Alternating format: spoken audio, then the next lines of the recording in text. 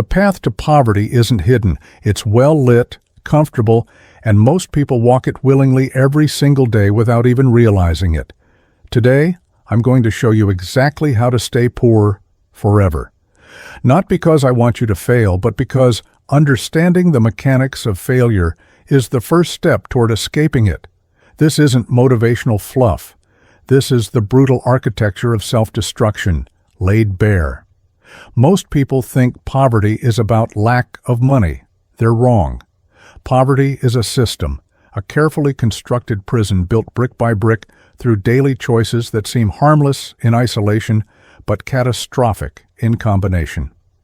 By the end of this video, you'll understand the exact mechanisms that keep people trapped in mediocrity, struggling, and blaming everything except the one variable they actually control: themselves.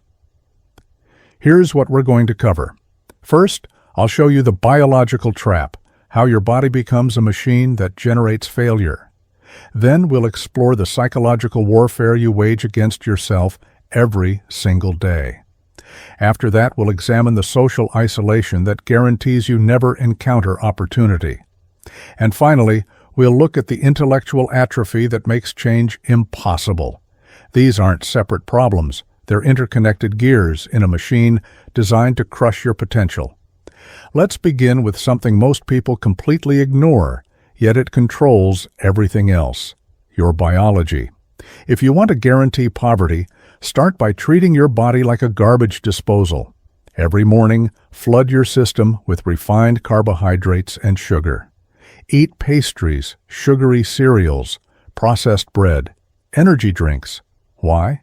Because this creates a biological roller coaster that sabotages every other area of your life. Here's what happens at the cellular level. When you consume high amounts of refined sugar and processed carbohydrates, your blood glucose spikes rapidly. Your pancreas responds by dumping insulin into your bloodstream to manage this surge. But here's the problem. This system wasn't designed for the modern diet. The insulin overcompensates, crashing your blood sugar below baseline within an hour or two. This crash triggers cortisol release, your stress hormone, which makes you irritable, anxious, and mentally foggy. But it gets worse. Chronic high insulin levels lead to insulin resistance, which means your cells stop responding effectively to the signal. Your body then produces even more insulin to compensate, creating a vicious cycle. This state of insulin resistance is directly linked to chronic inflammation throughout your body, including your brain. Neuroinflammation impairs cognitive function, destroys motivation, and creates what researchers call brain fog, that constant feeling of mental cloudiness where complex thinking becomes nearly impossible. Now let's talk about what this does to your energy systems. Your mitochondria, the power plants of your cells, become dysfunctional when constantly bombarded with inflammatory signals and oxidative stress from poor nutrition. Fewer functioning mitochondria means less ATP production, which is literally the energy currency your body runs on. Without adequate ATP, everything slows down. Your metabolism, your mental processing, your physical energy, your willpower. And here's the truly insidious part. This biochemical disaster directly impacts your dopamine system. Dopamine isn't just about pleasure. It's your motivation neurotransmitter. It's what makes you want to pursue goals, learn new things, and push through difficulty. But when your diet consists of hyper-palatable processed foods engineered to hijack your reward system, you create dopamine dysregulation. Your baseline dopamine drops while your brain becomes desensitized to normal rewards.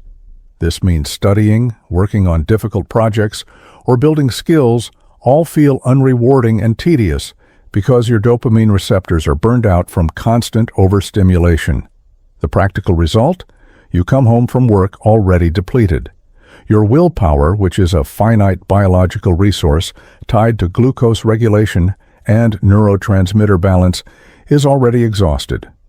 You tell yourself you'll study that online course, work on that business idea, or go to the gym. But your biology vetoes that decision. Instead, you collapse on the couch, open social media, or turn on Netflix and consume content that requires zero cognitive effort. This isn't a character flaw, this is biochemistry.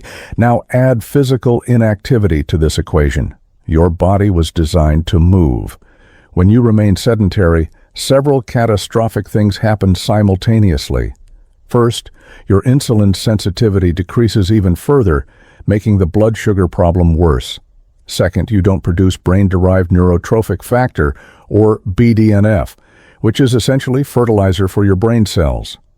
BDNF is what allows you to form new neural connections, learn effectively, and maintain cognitive flexibility.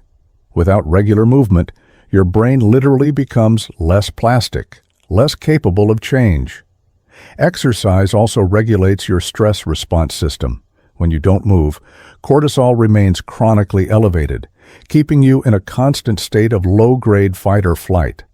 This sustained stress response suppresses your immune system, impairs your sleep quality, and further depletes your cognitive resources. Poor sleep then compounds everything else. During deep sleep, your brain clears metabolic waste products, consolidates memories, and restores neurotransmitter balance. Without quality sleep, you wake up already behind, already compromised, already defeated before the day begins. Here's how this specifically manifests in your financial life. Imagine you work a normal job. By the time you get home, your body is in an inflammatory state, your cortisol is elevated, your dopamine is depleted, and your blood sugar is unstable. This is when you need to do the activities that would actually change your life. Learning a valuable skill, building a side business, networking, creating content, studying investments. But your biology says no. Every cell in your body is screaming for immediate relief, for easy dopamine, for rest. So you choose the path of least resistance, which is consumption, rather than creation. This pattern repeats daily. Weeks become months, months become years, and suddenly you wake up and realize you're in the exact same position you were 5 years ago, maybe worse, because you've also accumulated debt, health problems, and a deeper sense of hopelessness. The poverty isn't just in your bank account, it's encoded in your cells, reinforced with every meal, every sedentary hour, every night of poor sleep. The solution? It's uncomfortable. You have to eat real food, proteins, healthy fats, vegetables, complex carbohydrates in moderate amounts. You have to move your body vigorously at least 4 times per week. You have to prioritize sleep like your life depends on it, because it does. These aren't optional if you want to escape poverty. They're foundational. Your mind runs on your body. If the hardware is corrupted, the software can't function. But most people won't do this. They'll keep choosing the donut over the eggs, the couch over the gym, the late-night scrolling over the early bedtime. And they'll wonder why nothing changes. The answer is simple. You're running defective biology and expecting exceptional results. It doesn't work that way. Now let's move to something even more insidious, something that operates at the level of your consciousness itself, the death of your spiritual framework and the cultivation of perpetual negativity. If you want to guarantee poverty, adopt this mindset. Nothing means anything. Gratitude is for naive people, and you are a victim of circumstances beyond your control. Let me explain why this is so devastatingly effective at keeping you poor. Human beings are meaning-making creatures. We don't just experience reality, we interpret it through narrative frameworks. The story you tell yourself about your life, about who you are, about what's possible, this story determines your behavior more than any external circumstance. Poverty-level thinking begins with a poverty-level story. The victim narrative is the most seductive and destructive story you can adopt. It goes like this. I would be successful, but the economy is rigged. The rich get richer. My parents didn't give me advantages. My boss doesn't recognize my talent. The system is designed to keep people like me down. Every part of this narrative removes your agency. It transforms you from an actor into a passive recipient of external forces. Here's why this is catastrophic. When you adopt a victim identity, you simultaneously adopt a fixed mindset about your circumstances. If your poverty is caused by external systems beyond your control, then effort becomes pointless. Why study if the game is rigged? Why start a business if the wealthy have all the advantages? Why develop skills if success is predetermined by your starting conditions? This mindset creates what psychologists call learned helplessness, a state where you stop trying because you've convinced yourself that trying doesn't matter. But there's a deeper level to this. The victim narrative is actually a protection mechanism for your ego. It allows you to fail without accepting responsibility. If you never really tried because the system is rigged, then you never really failed, you were just prevented from succeeding by external forces. This preserves your self-image while simultaneously guaranteeing you never improve. It's a psychological trap that feels like wisdom but functions as a prison. Now let's talk about the absence of spiritual grounding. I'm not talking about religion necessarily, though it can provide this. I'm talking about any framework that connects you to something larger than your immediate desires and circumstances. This could be a sense of purpose, a connection to nature, a commitment to serving others, a belief in personal growth as a moral imperative, anything that elevates your perspective beyond what can I consume today to feel good. Without this grounding, you become entirely reactive to your circumstances. When things go well, you feel good. When things go poorly, you feel terrible. You have no anchor, no stable reference point, no reason to persevere through difficulty. This makes you incredibly fragile. The moment resistance appears, you quit. The moment discomfort arises, you seek escape. The moment someone criticizes you, you crumble or lash out. This spiritual emptiness creates a vacuum that gets filled with nihilistic hedonism, the pursuit of pleasure, and the avoidance of pain as the primary organizing principles of your life. This is a guaranteed path to poverty because anything worth achieving requires sustained discomfort. Building wealth requires delayed gratification. Learning valuable skills requires frustration and confusion. Starting a business requires risk and uncertainty. If your operating system can't tolerate discomfort because you have no reason to endure it, you will always choose the easier, poorer path. Here's where it connects to chronic negativity. People without spiritual grounding tend to focus obsessively on what's wrong, what's missing, what's unfair.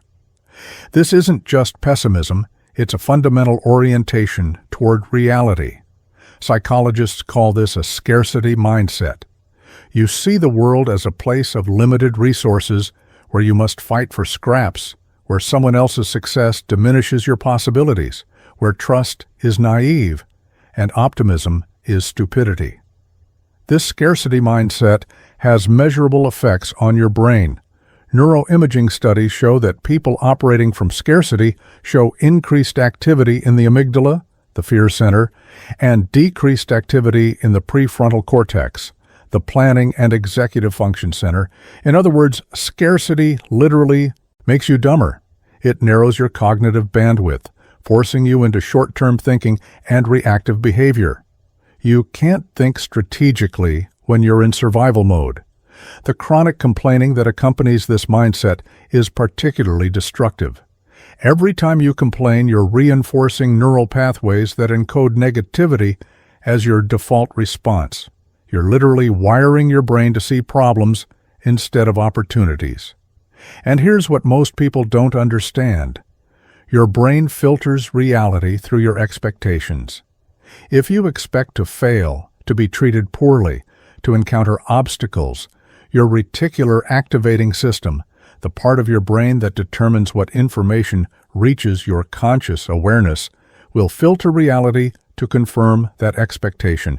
You will literally not see opportunities that contradict your victim narrative. Moreover, chronic negativity is socially repellent. People who have resources, opportunities, and power don't want to spend time with complainers and victims. It's not that they're heartless. It's that negative energy is draining and contagious. Successful people protect their mental environment aggressively. If you radiate scarcity and victimhood, they will avoid you instinctively. This means you cut yourself off from the exact people who could help you escape poverty. The practical application here is brutal. If you want to stay poor, make sure you never develop a practice of gratitude. Never acknowledge what's working. Never recognize your own agency in creating your circumstances. Blame your parents, your boss, the government, the economy, the wealthy, anyone except yourself. Complain constantly. Focus on problems rather than solutions. Interpret setbacks as evidence that the universe is against you, rather than as feedback for improvement. This creates a self-fulfilling prophecy. Your negative expectations shape your behavior, which creates negative results, which confirms your negative beliefs. It's a closed loop that reinforces itself endlessly. Breaking this loop requires something most people are unwilling to do: accepting total responsibility for your circumstances, even when that feels unfair, especially when that feels unfair. The alternative requires spiritual courage. It requires saying, even if the system is imperfect, even if I didn't choose my starting conditions, I am still the primary author of my outcomes. I have more power than I acknowledge. I can choose my response to every circumstance. I can find meaning even in suffering. I can be grateful even while striving for more. This mindset doesn't deny reality, it just refuses to surrender agency, and that refusal is what separates people who escape poverty from people who remain trapped in it forever. Now we arrive at one of the most overlooked but absolutely critical determinants of your economic outcome: the quality of your social network. If you want to guarantee poverty, this is remarkably easy. Simply surround yourself with people who are at or below your current level of success, and actively avoid anyone who makes you feel uncomfortable through their superior knowledge, skills, or achievements. This works because humans are social creatures whose behavior is profoundly shaped by peer effects. There's a famous idea that you become the average of the 5 people you spend the most time with. This isn't just motivational cliché. It's supported by decades of research in social psychology and behavioral economics. Your peer group establishes the boundaries of what seems normal, possible, and acceptable. If everyone around you is broke, being broke feels normal. If everyone around you is in debt, being in debt feels normal. If everyone around you works a job they hate and watches television every night, that becomes your definition of adult life. Let me explain the mechanisms by which this operates. First, there's social norming. Your brain uses the people around you as reference points for calibrating your own behavior. If your friends think that spending $200 on a night out is normal, you'll unconsciously adjust your spending to match. If your family thinks that $50,000 a year is a good income, you'll unconsciously limit your ambitions to match that ceiling. This happens beneath conscious awareness. You're not actively choosing to limit yourself. Your environment is choosing for you. Second, there's opportunity cost. The time and energy you spend with people who don't challenge you or provide valuable connections is time you're not spending building relationships that could actually advance your career or business. Every hour spent gossiping with coworkers about how much your job sucks is an hour you didn't spend at a networking event, meeting someone who's hiring for a better position. Every weekend spent drinking with high school friends who never left your hometown is a weekend you didn't spend at a conference learning from people building million-dollar businesses. Third, there's the comfort trap. Being around successful people is uncomfortable. They remind you of your own failures and limitations. They use vocabulary you don't understand. They reference experiences you haven't had. They have standards and expectations that feel judgmental. Your ego interprets this discomfort as a threat, and your ego's job is to protect you from threats. So your ego whispers, "These people are pretentious. They're not authentic. You're better off with real people who understand you." This is a trap. What your ego is really saying is, these people threaten the story I've told about why you're not more successful, and I need to eliminate that cognitive dissonance. The irony is that the people who make you most comfortable are often the people who are least helpful for your growth. They validate your current level. They don't challenge your assumptions. They enable your bad habits because they share those same habits. This feels like support, like loyalty, like authenticity. But it's actually a mutual pact to stay exactly where you are. Here's how this plays out in poverty. Imagine you're working a low-wage job and you decide you want to start a business. You mention this to your friends. What's the most common response? That's risky. Most businesses fail. You should be grateful you have a steady paycheck. Remember when your cousin tried that and lost money? They're not trying to hurt you. They're trying to protect you based on their own understanding of the world, which is limited by their experience and shaped by their fears. Now imagine instead you were having that conversation with someone who has successfully built multiple businesses. Their response would be completely different. They'd ask about your business model, your target market, your competitive advantage. They'd share lessons from their own failures. They'd introduce you to potential partners or customers. They'd hold you accountable for taking action rather than just talking. The quality of these two conversations is so different, they might as well be happening in different universes. Your network determines which universe you live in. There's also the issue of access to information. Wealthy and successful people have information that poor people don't. They know about investment opportunities before they're public. They know about job openings before they're advertised. They know about emerging industries and dying industries. They know which skills are becoming valuable and which are becoming obsolete. They know who to call to solve specific problems. This information asymmetry is one of the most powerful but invisible advantages of being connected to successful networks. Poor people don't have this information access. They learn about opportunities late, after the easy money has been made. They learn about industry shifts after they've been laid off. They learn about valuable skills after the market is already saturated. This information lag keeps them perpetually behind, always reacting to changes rather than anticipating them. So if you want to stay poor, isolate yourself strategically. Spend all your time with people who share your complaints but not your ambitions. Avoid conferences, meetups, online communities, and events where successful people gather. Tell yourself that networking is fake or manipulative. Interpret every successful person's interest in you as suspicious. Assume that wealthy people only care about other wealthy people and won't give you the time of day, which becomes a self-fulfilling prophecy because your belief creates the standoffish behavior that confirms it. Reject invitations that feel intimidating. Don't go to that industry event because you won't know anyone. Don't take that informational interview because you'll feel stupid.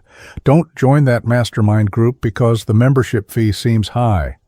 Each of these rejections feels like self-protection, but functions as self-sabotage. You're protecting your ego at the expense of your future. The alternative is deeply uncomfortable. It requires seeking out people who are ahead of you and accepting the temporary discomfort of being the least successful person in the room. It requires investing time and money into events and communities that feel expensive, but provide asymmetric returns through connections and information. It requires being willing to add value to others before expecting anything in return, which means developing skills and knowledge worth sharing. It requires understanding that your current network is probably reinforcing your current outcomes, and if you want different outcomes, you need a different network. This doesn't mean abandoning old friends. It means consciously expanding your circle to include people operating at the level you aspire to reach. Your network is your net worth. If your network is broke, so are you. If you want to stay that way, keep surrounding yourself with people who celebrate your limitations and validate your excuses. Now we arrive at perhaps the most fundamental cause of long-term poverty, intellectual atrophy. If you want to guarantee that you remain poor forever, simply stop learning the moment your formal education ends. Better yet, stop learning before that.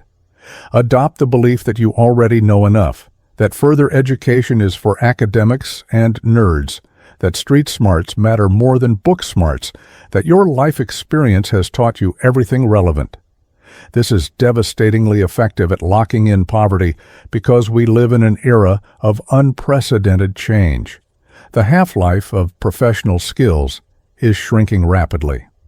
What you learned in college is partially obsolete before you graduate. The career you trained for might not exist in a decade. The industry you work in is being disrupted by technology, globalization, and demographic shifts. In this environment, the people who stop learning become economically obsolete.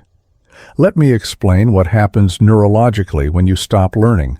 Your brain exhibits neuroplasticity, the ability to form new neural connections throughout your life. But this plasticity follows a use-it-or-lose-it principle. When you stop challenging your brain with novel, complex information, those neural pathways weaken. Your cognitive flexibility decreases. Your ability to learn new things diminishes. Your processing speed slows. This isn't just about aging. This happens to people in their 20s and 30s who stop engaging in effortful learning. Studies on cognitive reserve show that people who engage in continuous learning throughout their lives maintain cognitive function much better as they age. But the inverse is also true. People who stop learning experience accelerated cognitive decline. Your brain literally becomes less capable. Tasks that require sustained attention, abstract reasoning, or integrating multiple pieces of information become harder. This directly impacts your economic value. If you can't think clearly, learn quickly, or solve complex problems, you're limited to jobs that require minimal cognitive ability, which are increasingly automated or outsourced. Now combine this with what we discussed earlier about diet and dopamine regulation. If you're eating poorly, your brain is already compromised.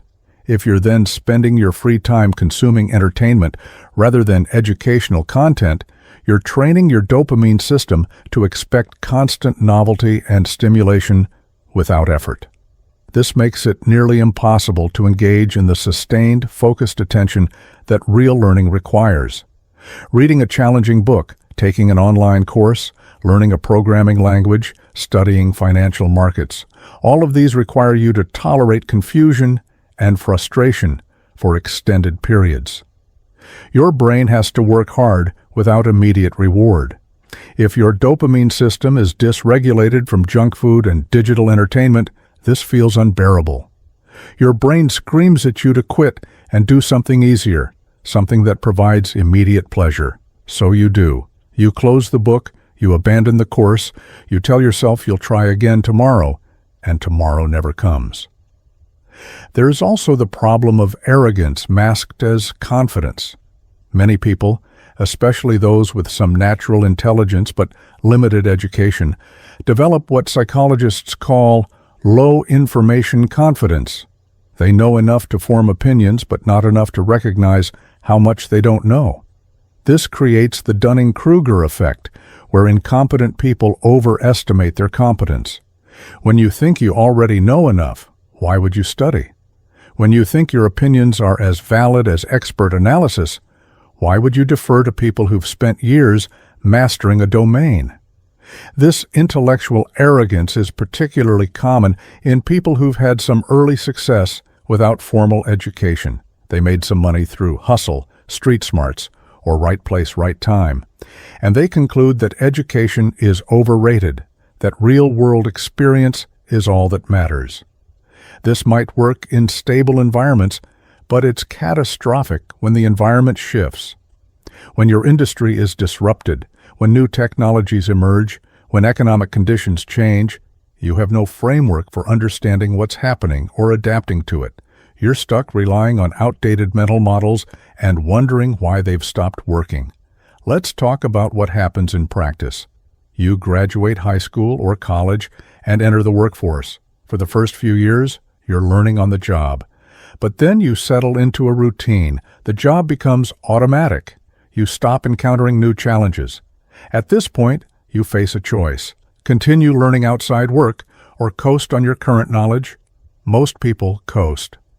They spend their evenings watching television, scrolling social media, or engaging in hobbies that don't develop economically valuable skills. Years pass, the market shifts, your company adopts new software, new processes, new business models. Younger workers who've been continuously learning adapt easily. You struggle. The gap widens. Eventually, you're seen as obsolete, as someone who can't keep up. You might lose your job to someone younger and cheaper who has more current skills. Or you might keep your job but never get promoted because you lack the competencies for higher-level positions. Either way, your earning potential is capped and declining in real terms. Meanwhile, the people who continued learning are advancing. They're not necessarily smarter or more talented. They just never stopped updating their operating system. They read books on emerging trends. They take online courses in valuable skills. They listen to podcasts with industry leaders. They attend workshops and conferences. They experiment with new technologies. This continuous learning compounds over time. Each new skill or knowledge domain opens doors to opportunities that didn't exist before. There's also a meta skill here, learning how to learn. People who continuously educate themselves get better at the process of learning itself. They develop strategies for quickly absorbing new information, identifying patterns, and applying knowledge across domains. This accelerates their growth. People who stop learning lose this meta skill.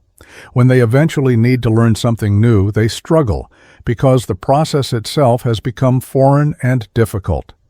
If you want to ensure poverty, make sure you never read books, especially challenging ones. Stick to social media, short videos, and entertainment that requires zero cognitive effort. Tell yourself you're too tired to learn after work. Tell yourself you don't have time. Tell yourself you learn better by doing than by studying. Then never actually do anything new. Dismiss formal education as a scam while simultaneously having no alternative method for systematic skill development. Be especially sure to avoid learning about money itself. Don't learn about investing, compound interest, tax optimization, business structures, negotiation, sales, or marketing. These topics are boring, and for other people. Just keep showing up to your job, spending everything you earn, and hoping your employer gives you a raise. When that doesn't work, blame the economy. The alternative is obvious but difficult. Read every day, even if just for 20 minutes. Take one online course per quarter in a skill relevant to your industry or business. Listen to educational podcasts during your commute, join professional associations, get certifications, learn skills with asymmetric returns like writing, speaking, coding, or design. Study wealthy people's biographies and investment strategies. Treat your brain like an asset that requires continuous maintenance and upgrading. But most people won't do this. They'll choose comfort over growth, entertainment over education, and they'll wonder why their income stays flat while others advance. The reason is simple. You can't outperform your knowledge. If your knowledge is stagnant, your results will be too. Now let's pause and synthesize what we've covered because this is where it gets truly disturbing. These aren't separate problems. They're interconnected components of a self-reinforcing system. Each element amplifies the others, creating a trap that becomes increasingly difficult to escape the longer you remain in it. Watch how this works. You eat processed food high in sugar and refined carbohydrates. This creates inflammation, disrupts your blood sugar regulation, and damages your dopamine system. The physical result is low energy, brain fog, and inability to focus. The psychological result is that you can't sustain attention on difficult tasks like learning new skills or building a business. So you don't learn and you don't build. Your earning potential stays flat. Because you're not advancing economically and you feel physically terrible, you develop a negative mindset. You start viewing yourself as a victim of circumstances. This victim narrative feels true because you are genuinely struggling, but it's actually a consequence of your biology and choices rather than external oppression. However, you don't recognize this. You blame the system, your boss, the economy. This blame absolves you of responsibility, which protects your ego but eliminates your motivation to change. This negativity and victim mentality makes you unpleasant to be around. Successful people avoid you because your energy is draining and your mindset is incompatible with growth. So you end up spending time only with other people who share your circumstances and mindset. These people validate your victim narrative and your poor habits because they have the same ones. Your social circle becomes an echo chamber that reinforces poverty-level thinking and behavior. Because you're surrounded by people who don't value learning, and because your brain is compromised by poor nutrition and lack of cognitive challenge, you stop educating yourself. You stop reading, taking courses, or developing new skills. This intellectual stagnation means you can't adapt to market changes, take advantage of new opportunities, or increase your economic value. Your income stays the same or declines in real terms. Because you're not earning more money and you're frustrated with your circumstances, you seek comfort through the easiest available means: food, entertainment, social media. These provide immediate dopamine hits that temporarily relieve your psychological pain, but they also worsen your physical condition, further compromise your cognitive function, and waste time you could have spent improving your situation. The cycle completes and begins again, each iteration digging the hole deeper.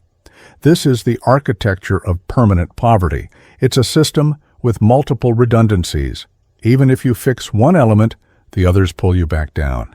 If you start eating better but maintain your victim mindset, you'll sabotage yourself through self-defeating behavior. If you develop a positive mindset but keep the same friend group, they'll consciously or unconsciously undermine your efforts. If you try to learn new skills but don't fix your diet and sleep, you won't have the cognitive capacity to retain information or apply it effectively. The system is elegant in its cruelty. It feels natural. It doesn't require anyone to actively oppress you. You do it to yourself through choices that seem reasonable in isolation. Each choice makes sense in the moment. Of course, you eat the convenient food, you're tired. Of course, you watch TV instead of studying, you need to relax. Of course, you avoid that networking event, you wouldn't know anyone. Of course, you don't take that course, it's expensive. Each individual choice is defensible, but the aggregate pattern is catastrophic. And here's what makes it truly insidious. The longer you stay in this system, the harder it becomes to escape. Your biology deteriorates, making change more difficult. Your neural pathways solidify around negative patterns. Your peer group becomes more entrenched. Your skills become more obsolete. The gap between where you are and where you need to be widens.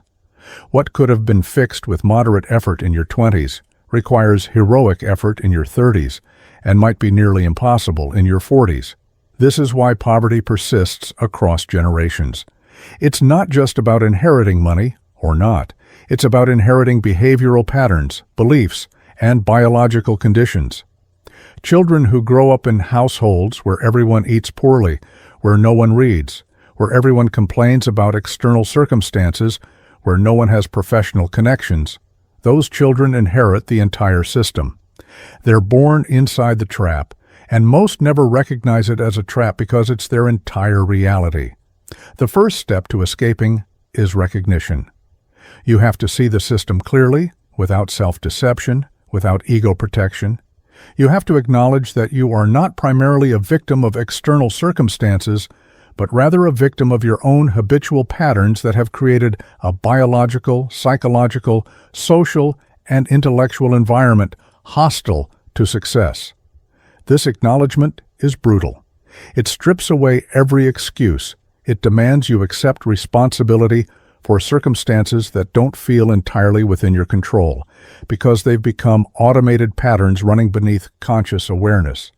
But this recognition is also liberating, because if you built this prison through unconscious choices, you can dismantle it through conscious ones. You're not helpless. You're trapped, but you hold the keys. The keys are uncomfortable to use. They require going against your current biology, your current social environment, your current identity. But they work if you're willing to use them consistently. Now we're going to go deeper. What we covered so far is the foundation, the visible structure of the poverty trap. But there are more subtle, more insidious mechanisms at work. These are the advanced tactics that separate temporary poverty from permanent poverty. These are the things that even people who understand the basics often miss. If you've made it this far, you're ready for this next level of understanding. Let's talk about temporal myopia, the inability to think and act across long time horizons. This is one of the most powerful predictors of poverty, yet it's almost never discussed. Poor people have a present-oriented time perspective. They think in terms of today, this week, maybe this month. Wealthy people have a future-oriented time perspective. They think in terms of years, decades, even generations. This difference in temporal perspective creates radically different decision-making patterns. When you're present-oriented, you optimize for immediate outcomes. You eat food that tastes good now, regardless of long-term health consequences. You spend money on things that provide immediate pleasure, regardless of whether that prevents you from investing in assets. You choose jobs based on immediate pay, rather than long-term learning opportunities. You avoid short-term discomfort even when it's necessary for long-term gain. Every decision is filtered through the question, how does this make me feel right now? This isn't stupidity. It's often a rational response to genuinely unstable circumstances. If you grew up in an environment where long-term planning was consistently disrupted by crises, where resources were scarce and uncertain, where adults around you couldn't follow through on long-term projects, then your brain learned that the future is unpredictable and unreliable. Better to take what you can get now. This becomes an unconscious operating principle that persists even when your circumstances stabilize. The problem is that almost everything valuable in life requires delayed gratification and long-term thinking.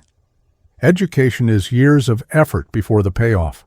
Building a business often means years of low or negative income before profitability. Investing means sacrificing consumption today for wealth tomorrow. Relationships deepen over years of consistent effort. Physical fitness requires months of discipline before visible results. If you can't think in these time frames, if you can't make sacrifices now for benefits later, you're locked out of virtually all paths to prosperity. This is why poor people fall for get-rich-quick schemes. They're not necessarily more gullible. They're operating on a shorter time horizon. When someone promises that you can make a lot of money quickly without much effort, that matches their temporal framework perfectly. It requires no long-term commitment, no delayed gratification. Of course it's appealing. The fact that these schemes rarely work doesn't disprove the appeal. It just means they'll try the next one. Wealthy people look at the same schemes and immediately dismiss them because they're thinking longer term. They're asking, is this a sustainable competitive advantage? Is this a real business model? What are the risks over a 5-year period? These questions are natural when you have a future orientation, but they're not even on the radar for someone locked in present orientation. If you want to stay poor, remain locked in the present. Never think about where you'll be in 5 years. Never consider how today's choices compound over time. Never sacrifice immediate pleasure for future gain. When someone tells you that you need to invest years developing a valuable skill, dismiss it as too slow. When someone explains compound interest, ignore it because the gains in year 1 are tiny. Choose the higher-paying job with no growth potential over the lower-paying job with massive learning opportunities. Spend your 20s partying because you're only young once, then spend your 30s wondering why everyone else is ahead. The alternative requires expanding your temporal horizon consciously and deliberately. Start thinking in decades. Ask yourself, where do I want to be in 10 years, and what do I need to do today to make that possible? Make decisions based on long-term outcomes rather than short-term feelings. This is agonizingly difficult at first because your brain is wired for immediate rewards, but it's trainable. Every time you choose the long-term option over the short-term one, you reinforce that neural pathway. Over time, it becomes easier. Now let's discuss identity rigidity and the poverty of imagination. Most people's sense of identity is built around their current circumstances. They identify as a retail worker, as someone who's bad with money, as someone from a poor family, as someone who never went to college. These identities feel like facts, like descriptions of reality, but they're actually constraints on possibility. Your identity determines what actions feel congruent and which feel inauthentic. If your identity is, "I'm not good with money," you'll unconsciously sabotage any attempt to learn about finance or build wealth because succeeding would contradict your identity. Your brain prefers consistency over growth.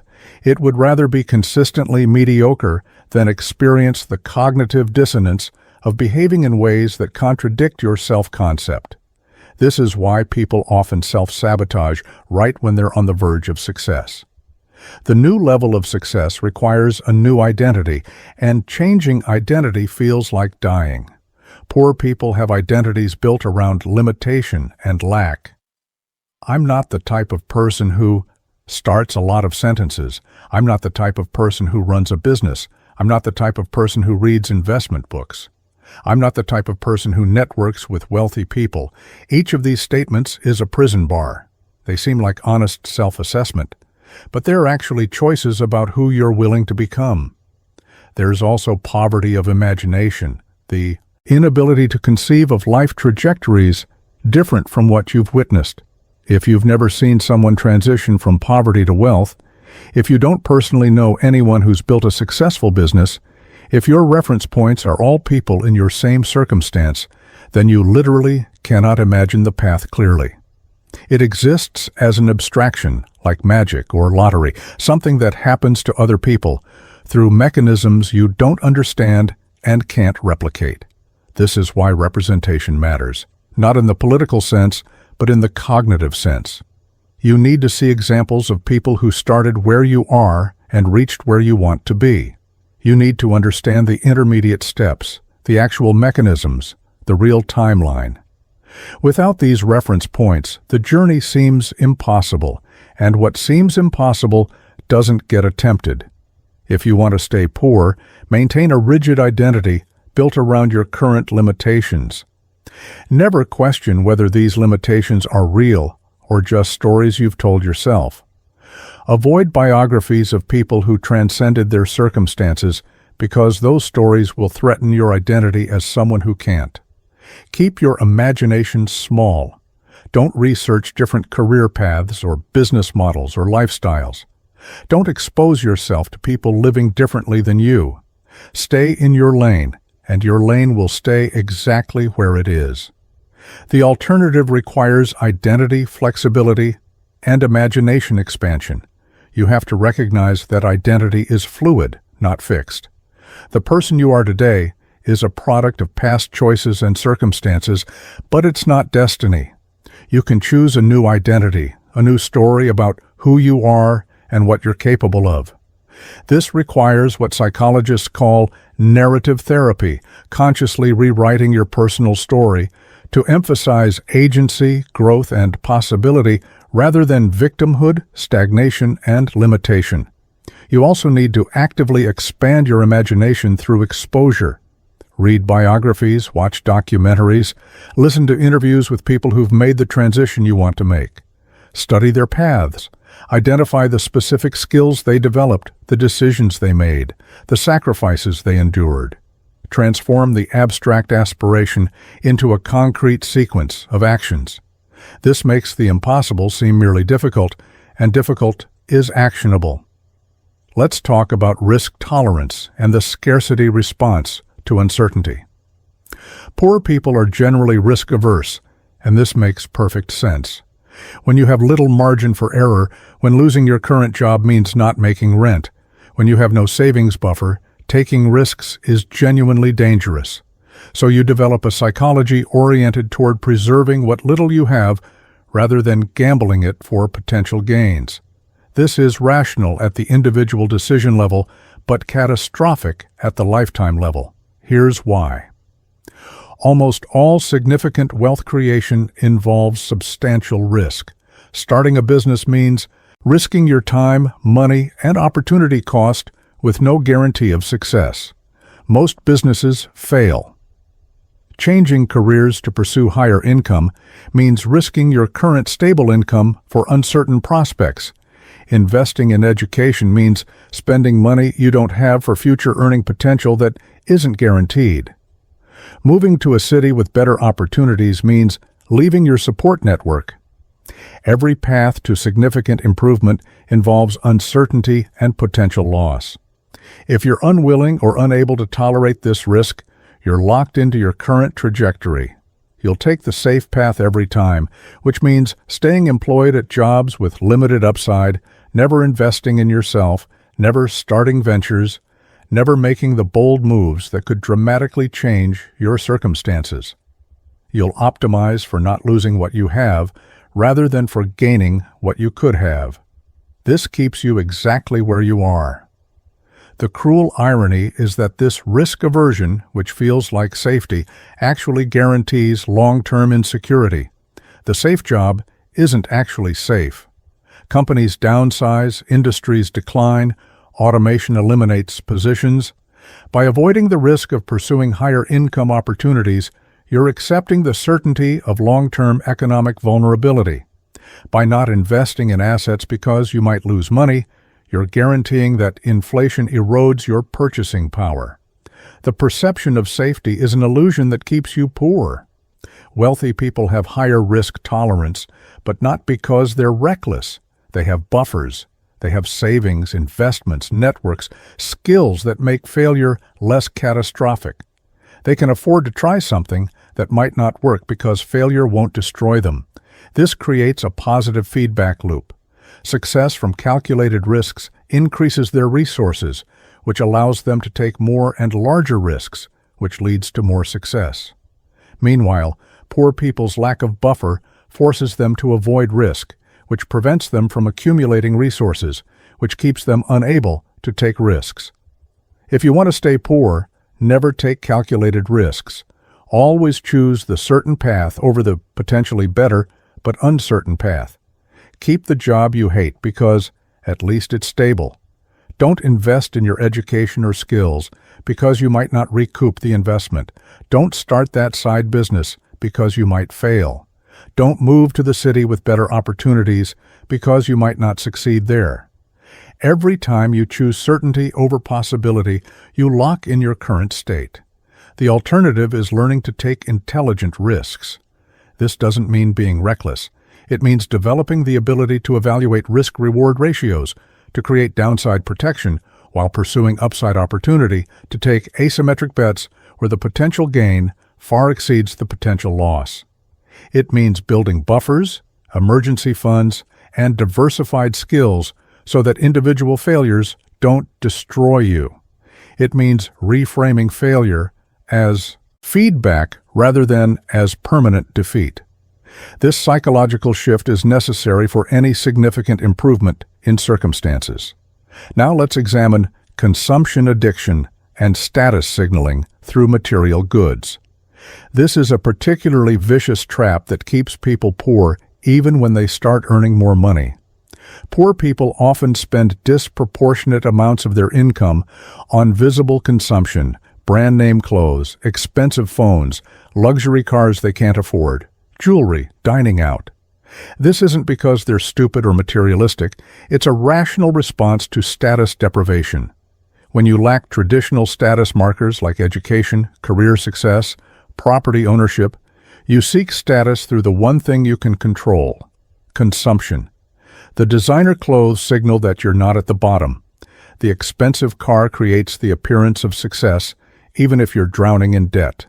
The bottles at the club, the latest sneakers, the high-end gadgets, these provide temporary status and identity in a society that otherwise dismisses you. The problem is that this consumption actively prevents you from building real wealth. Here's the financial mechanism. Let's say you earn $40,000 a year after taxes. You pay $15,000 for rent, $10,000 for your car payment, insurance, and gas, $8,000 for food and utilities. That leaves $7,000.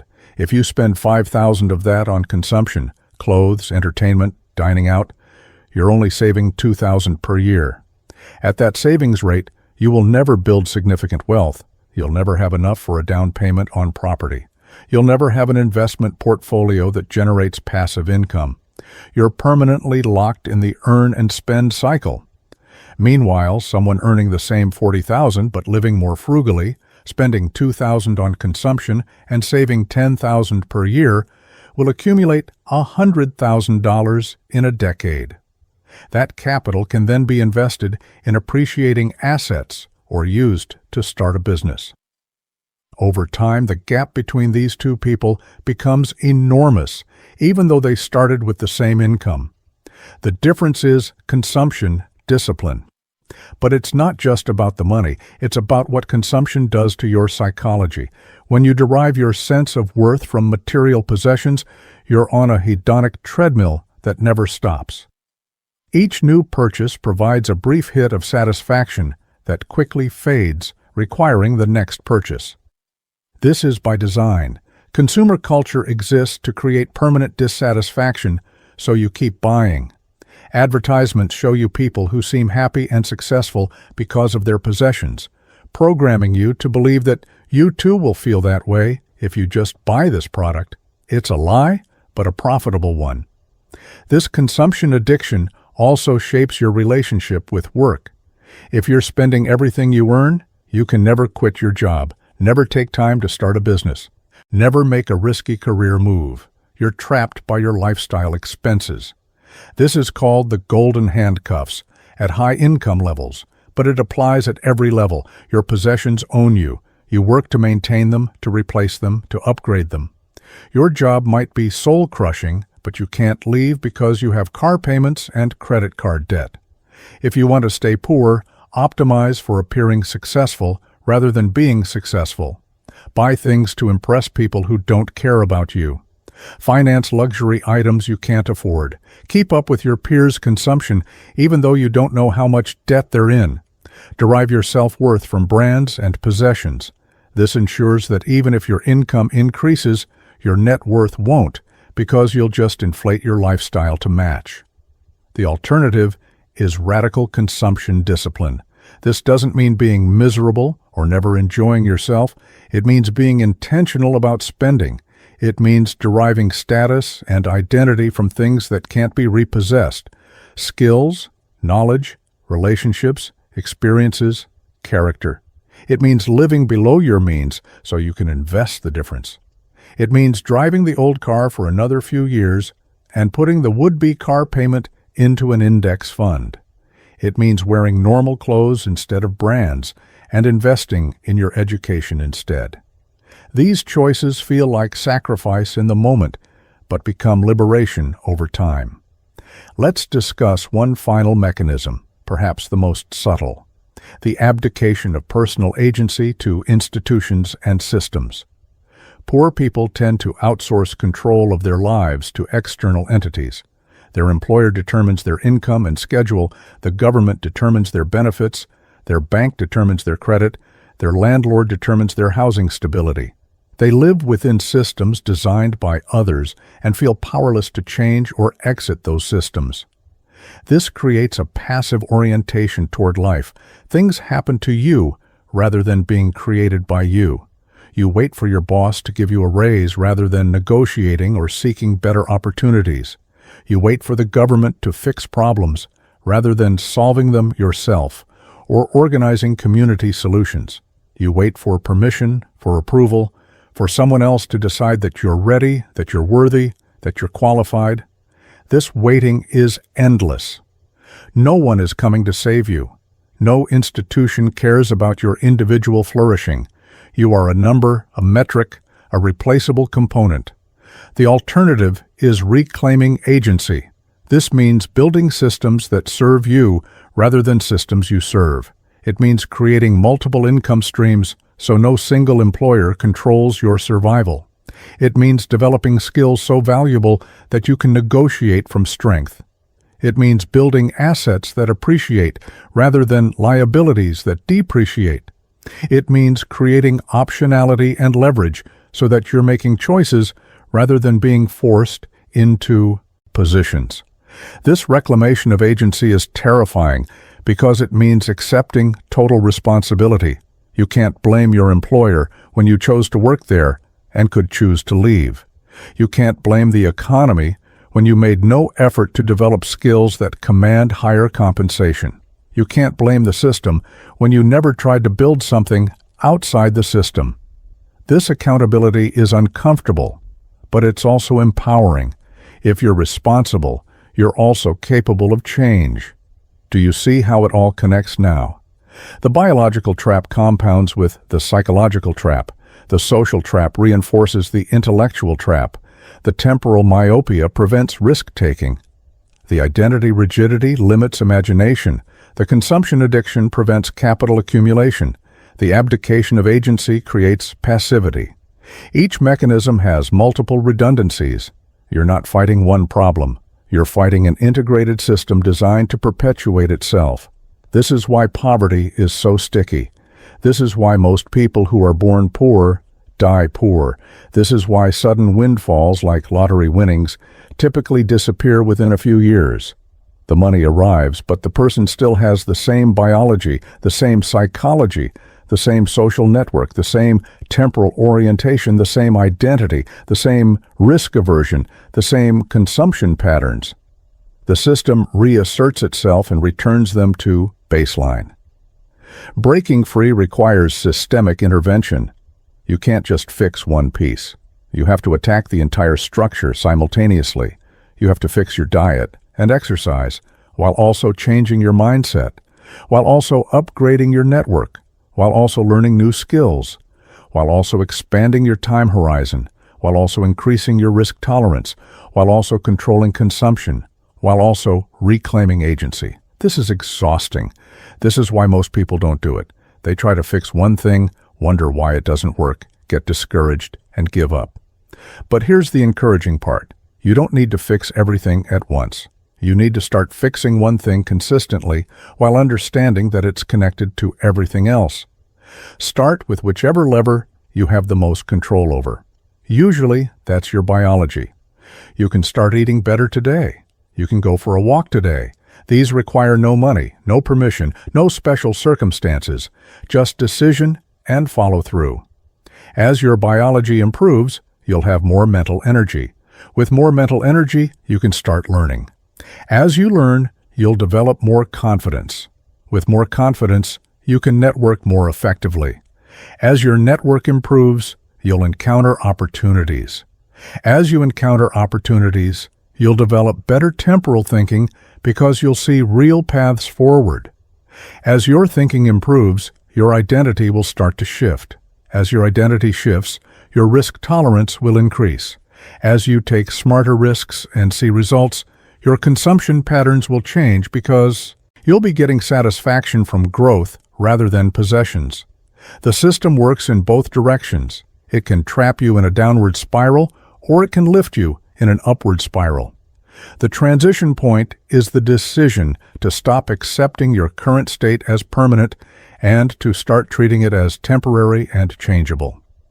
This decision has to be renewed daily, sometimes hourly, especially in the beginning. Your environment will pull you back. Your old habits will reassert themselves. Your friends will unconsciously undermine you. Your body will crave the old patterns. You have to override all of this consistently until the new patterns become automatic. Is this fair? No. Should you have to work this hard to escape circumstances you didn't choose? No. But fairness is irrelevant. The question is, what are you going to do with the hand you were dealt? Are you going to spend your life complaining that the game is rigged, which it is, or are you going to play the best game you can with your cards? One path leads to righteousness and poverty. The other path leads to results and prosperity. Choose. The truth is, staying poor is easy. It's the path of least resistance. It's the natural outcome of following your immediate impulses, accepting your circumstances, and waiting for external salvation. Every instinct, every social pressure, every corporate algorithm is designed to keep you consuming, scrolling, complaining, and staying exactly where you are. You're profitable that way, you're controllable that way, you're predictable that way. Escaping poverty requires fighting your biology, fighting your conditioning, fighting your environment, and fighting yourself. It requires doing uncomfortable things consistently while getting no immediate reward. It requires faith in delayed gratification. It requires accepting that the first years of effort might yield minimal results. It requires looking foolish to people around you. It requires being lonely as you outgrow your old circles before establishing new ones. It requires intellectual humility to accept that you don't know what you don't know. It requires emotional courage to sit with the discomfort of change. Most people aren't willing to pay that price. They'll read this and nod along, feeling momentarily motivated. Then they'll go back to their old patterns because change is hard and comfort is easy. They'll tell themselves they'll start tomorrow, next week, next month, next year. Tomorrow never comes. Next week becomes next month. Next month becomes next year. And suddenly a decade has passed and nothing has changed except they're older, more tired, and have accumulated more reasons why change is impossible now. But some of you are different. Some of you recognize yourself in this description not as a condemnation, but as a diagnosis. And a diagnosis is the first step toward treatment. If you've made it this far in this video, you're probably in that minority. You're capable of sustained attention on difficult topics. You're willing to hear uncomfortable truths. You're searching for understanding, not just motivation. Here's what you need to do. First, audit your current state honestly. Go through every mechanism we discussed. Rate yourself on each one. Where is your diet? Where is your physical activity? What's your mindset? Who's in your network? When's the last time you learned something difficult? How do you think about time? What's your identity? How do you handle risk? What are your consumption patterns? Where is your agency? Write this down. Be specific. Be honest. This is only for you. Second, choose one lever to focus on for the next 30 days. Just one. I recommend starting with biology because it's foundational and directly under your control.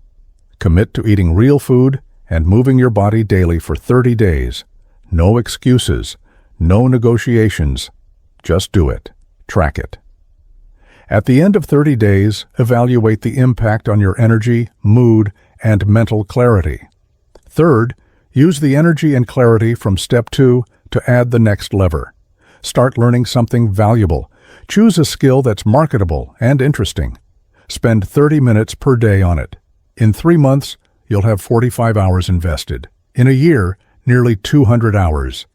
That's enough to gain genuine competence in most skills. Pick something with asymmetric returns: coding, writing, speaking, design, sales. These skills compound and transfer across domains. Fourth, start upgrading your network. This doesn't mean abandoning your current friends. It means expanding your circle. Find online communities related to your new skill. Attend one local meetup or event per month. Listen more than you talk. Add value before asking for anything. Relationships take time, but they're the ultimate multiplier. Fifth, document your journey, not for social media validation, but for your own clarity. Write down what you're learning, what's working, what's hard, what's changing. This creates a feedback loop that accelerates growth. It also gives you evidence that change is possible when doubt inevitably arrives. Most importantly, understand that this is a multi-year process. You're not going to go from poor to wealthy in 6 months. That's get-rich-quick thinking, which we've established is a trap. But in 2 years of consistent effort, you will be unrecognizably different. Your body will be healthier, your mind will be sharper, your network will be stronger, your skills will be more valuable, your income will be higher. The compounding effects of these changes will position you for opportunities that don't exist in your current state. And that's the point. You're not trying to force a specific outcome. You're trying to become the kind of person who attracts opportunities and has the capability to capitalize on them when they appear. Luck is real, but luck favors the prepared. The work you do now prepares you for the luck that's coming. If you recognize yourself in this video, if you see the mechanisms operating in your own life, you have a choice to make right now, not tomorrow. Right now. Because the poverty trap is counting on you to procrastinate, to wait for the perfect moment, to prioritize comfort over change. The trap wins when you agree to start later. It loses when you start immediately, even if imperfectly. So here's what I want you to do. If you're serious about escaping this system, if you actually want to be rich, rather than just fantasizing about it, go watch the other videos on this channel. They contain specific strategies for building income, developing valuable skills, and creating wealth. But more importantly, comment below. Write the words, "I will be rich," not because it's magic, but because public commitment creates accountability. The version of you that writes those words is making a declaration that the version of you tomorrow will have to answer to. The choice is yours. Stay comfortable in the familiar trap, or step into the uncomfortable journey of transformation. Most people choose the trap. Prove you're not most people. The door is open. Walk through it. Don't forget to give a like or a hype and subscribe to the channel. Watch the next video to complete everything you just learned.